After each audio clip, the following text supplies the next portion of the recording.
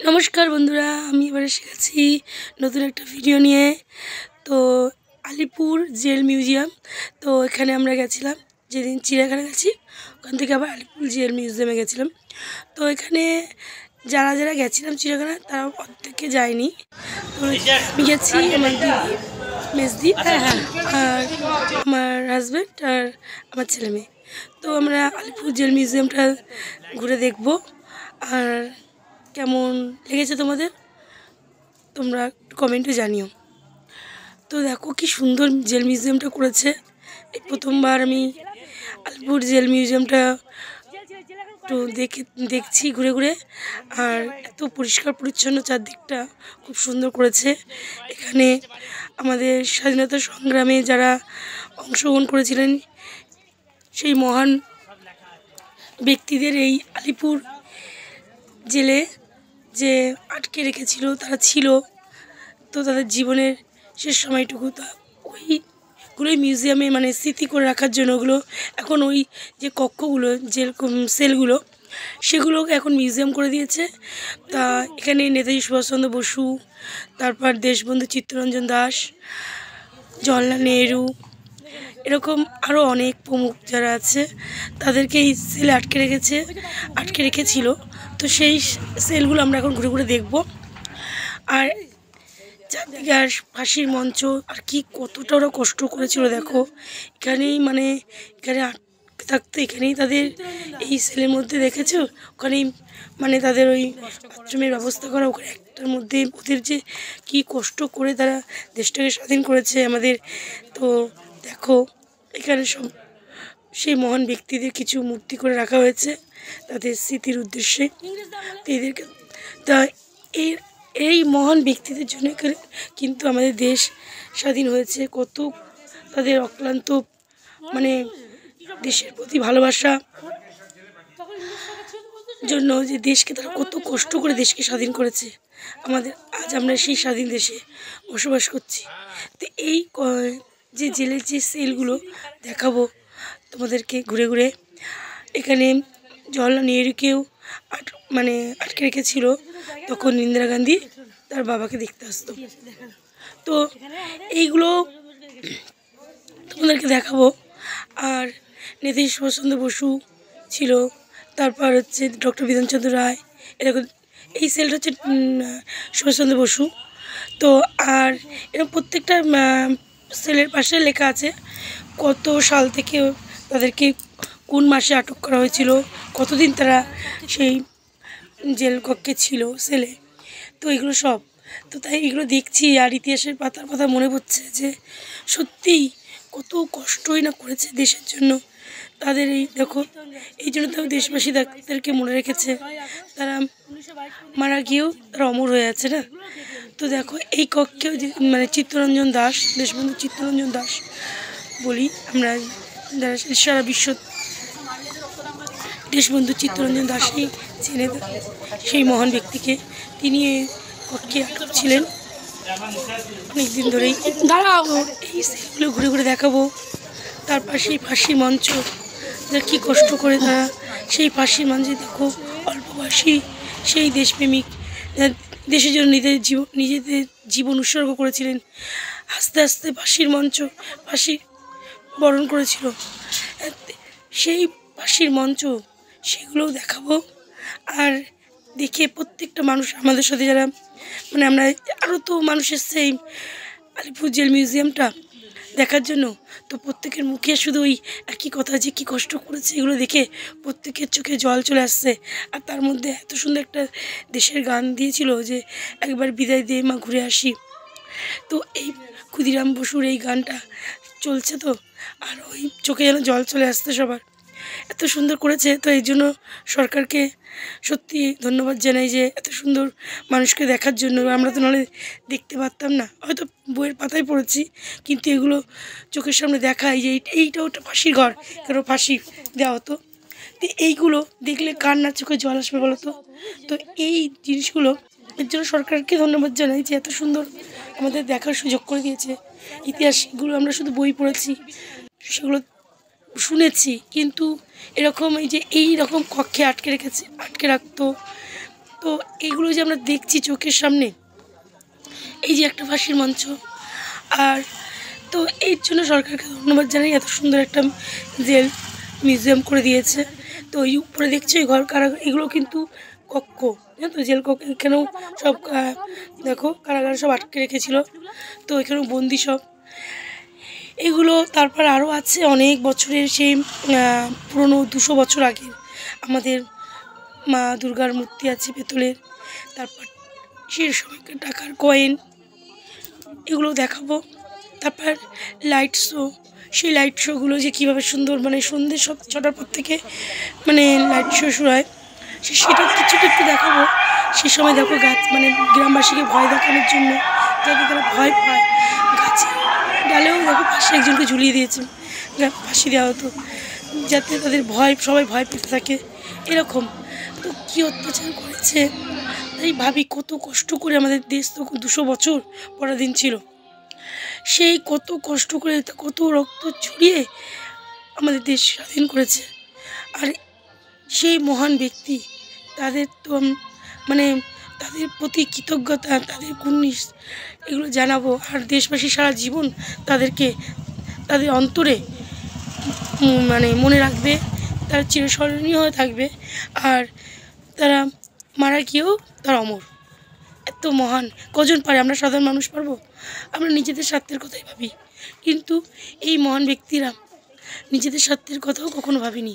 দেখো কত কষ্ট করে দেশকে স্বাধীন করার জন্য এই দেশের স্বাধীনতা সংগ্রামে যোগদান করেছিল। আর সেই সময়কার দেখো সেই টাকার কয়েন, তো এই কক্ষগুলো দেখছি, মানে এই যে আমাদের ডক্টর বিধানচন্দ্র রায়, দেশবন্ধু চিত্তরঞ্জন দাস, জওহরলাল নেহরু, মহাত্মা গান্ধী, সুভাষচন্দ্র বসু, সবাই মানে আরও আছে যাদের আমি তো সবাইকে চিনি না। তো এরকম মানে সব দেখছি মূর্তি, কিছু মূর্তি আমি চিনতে পারছি না, যাই হোক অনেকের নাম আছে, তাদেরও যাদের নাম আমরা জানি না। তো এরকম আটক করে গেছে সেলে, সেগুলো দেখছি। তাদের তো সেই ব্যক্তিরা নেই, সেই কক্ষে তাদেরকে আটক করে রেখেছিলো, হ্যাঁ, মূর্তিগুলো। আর এখানে দেখো একটা মূর্তি জওহরলাল নেহরু, আর এখানে ইন্দিরা গান্ধী এসে দেখা করতে আসতো, মানে এত সুন্দর দেখছি চোখে, মানে আমার ইতিহাসের কথা মনে পড়ছে। আর সেই সময়কার আমাদের মানে কলকাতা কেমন ছিল, আমাদের দেশের কিছু কিছু সেই ছবিগুলোও রেখেছে এখানে, মানে স্মৃতি করে রাখার। তারপর আমাদের আদি গঙ্গা, সেগুলো কালীঘাটের, আবার শ্যামবাজারের দোতলা বাস, সেই ছবি আমরা দেখব। তো এইগুলো দেখতে পেয়ে সত্যি ভালো লাগছে। একটু কষ্ট, তাদের যে কষ্ট করে তারা দেশকে স্বাধীন করেছে, তার জন্য খুব কষ্ট হচ্ছিলো, চোখে জল চলে আসছিলো যখন ওই কারাগারগুলো দেখছি, ফাঁসির মঞ্চগুলো দেখছি। তো বন্ধুরা, তোমাদের কাছে এগুলো তুলে ধরতে পেরেছি, কতটা তোমাদের ভালো লেগেছে জানি না, কমেন্টে জানিও কেমন লেগেছে ভিডিওটা। তো যতটুকু পেরেছি তোমাদেরকে তুলে দেখেছি। আর একটা ভিডিও অনেক বড় হয়ে যায়, কারণ কত বড়, আর লাইভ শোগুলো দেখার খুব সুন্দর এগুলো, কিন্তু এগুলো এত বড় হয়ে যাচ্ছে মানে ভিডিওটা, তাই একটু তো ছোটো করতেই হয় আমাদেরকে। তো ভিডিওটা অত বড় তো ভিডিও করা যায় না। তো দেখো এত সুন্দর। আর সেই সময়কার দেখেছো, মানে আমাদের মানে আলিপুর যে মিউজিয়াম, তার পাশের আগে যে পরিবেশটা কীরকম ছিল, সেইগুলোও আছে। সেই আগেকার কিছু ফটোগুলোকে মানে রেখেছে মিউজিয়ামে, তো সেগুলো তোমাদেরকে দেখাচ্ছি। কত স্বাধীনতা সংগ্রামী ফটো ওখানে দেখাবে, তো সেটাও তোমাদেরকে দেখাবো। তো এগুলো সত্যি মানে এই জিনিস মানে এটা করেছে সরকার, এই জন্য এই যে একটা চিন্তাধারা করে মিউজিয়ামের মতো করেছে জেলে, এটার জন্য সত্যি সরকারকে অনেক অনেক ধন্যবাদ জানাচ্ছি।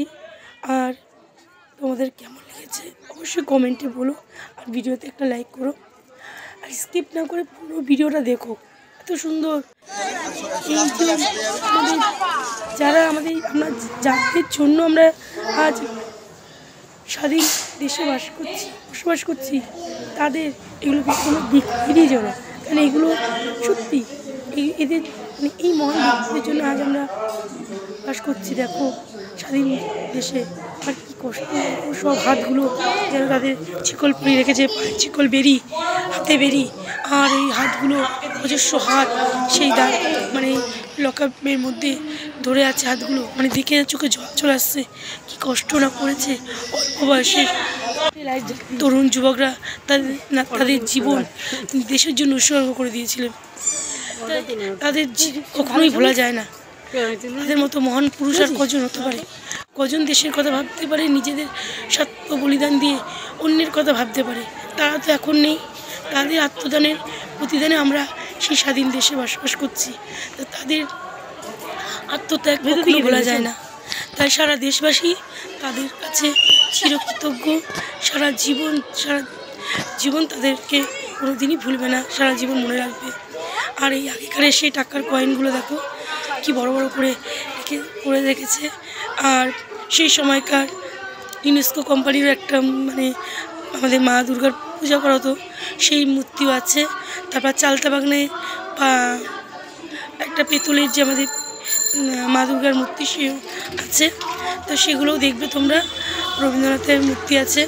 আর এত পরিষ্কার পরিচ্ছন্ন চারদিক, মানে তোরা। আর এখানে তো জেলের যে আলিপুর জেল মিউজিয়ামের ম্যাপও আছে। তো সেই ম্যাপটাও বড় তোমরা দেখতে পারবে। এখানে সব আমাদের দেশ স্বাধীনতা সংগ্রামী, সব স্বাধীনতা সংগ্রামী। এখানে আমাদের স্বামী বিবেকানন্দেরও ছবি আছে, দেখতে পাচ্ছ। মানে কোনো কিছুই বাদ দেয়নি, সব তুলে ধরেছে। কিন্তু অনেকক্ষণ ধরে বসে এখানে যে লাইট শো হচ্ছে, তো এখানে তোমরা পুরোটা দেখতে পারবে, বসে দেখলে ভালোও লাগবে।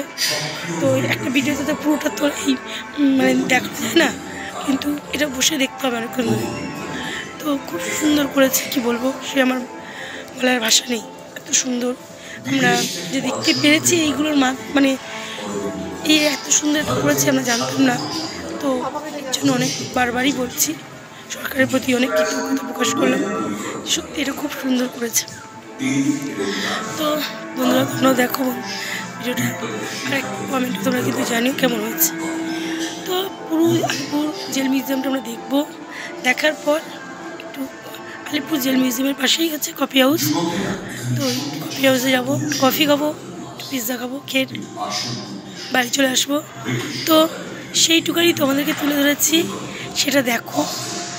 খুব আশা করি তোমাদের খুব ভালো লাগবে। আর এই যে তুলে ধরেছে এই লাইট শোগুলো, এগুলো কিন্তু দেখো কীভাবে যুদ্ধ হচ্ছে, সে সময় কীভাবে লড়াই করেছে। যুগান্তর পত্রিকাকে ব্যান্ড করে দেওয়া হয়েছিল। এই সবগুলো এখানে আছে। কিন্তু এই ভিডিওগুলো দেখতে গেলে অনেকক্ষণ এখানে বসে এই লাইট শো দেখতে হবে। তো পুরোপুরি 1 ঘন্টা এই লাইট শো মানে হবে দেখা। তো এইগুলো তো আর ভিডিওতে পুরোটা আমরা দেখাতে পারি না, কিছু কিছু আমরা দেখাচ্ছি। যেখানে এসে যারা আসোনি, এখানে আসো, তোমাদের খুব ভালো লাগবে। ইতিহাস যেন কথা বলছে এমন। তো দেখো তোমরা, আশা করি তোমাদের খুব ভালো লাগবে, চোখে জল চলে আসবে এগুলো দেখলে। তো বন্ধুরা, সেই সময়কার কলকাতা কীরকম ছিল সেটারও কিছু কিছু ছবি, মানে পুরনো হয়তো ছবি, সেগুলোকে রেখেছে সংরক্ষণ করে সেগুলো। তারপর শ্যামবাজারে যে দোতলা বাস, তারও ছবি। এখন তার সেই দোতলা বাস দেখতে পাই না।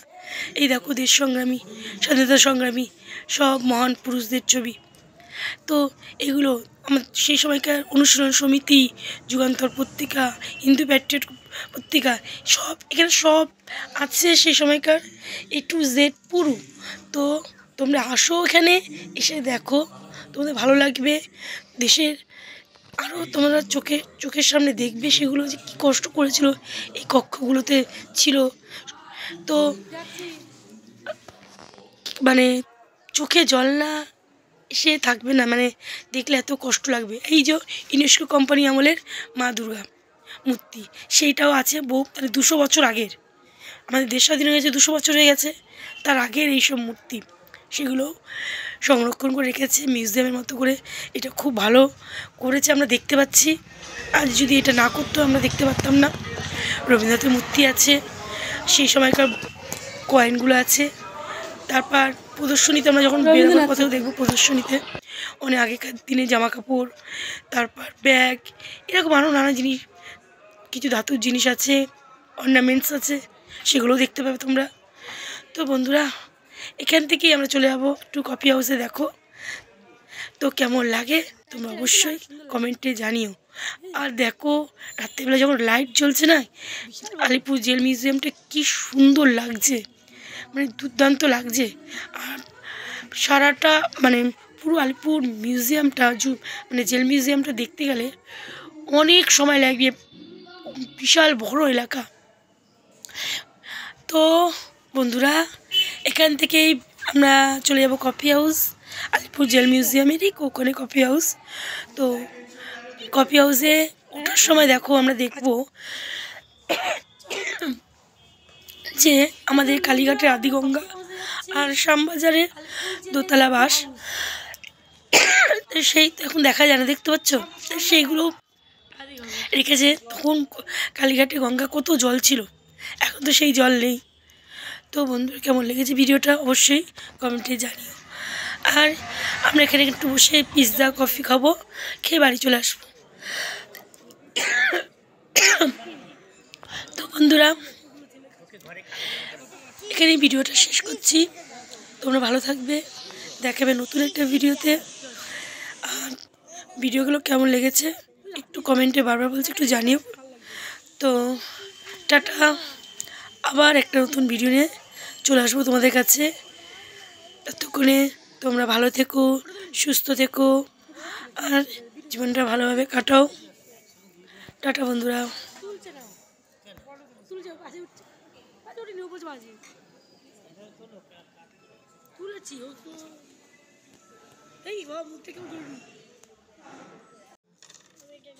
সব দিচ্ছি, দাঁড়া আমি দিচ্ছি। কফি খেয়েছো? দেখি এখানে কেমন করেছে বাড়ি।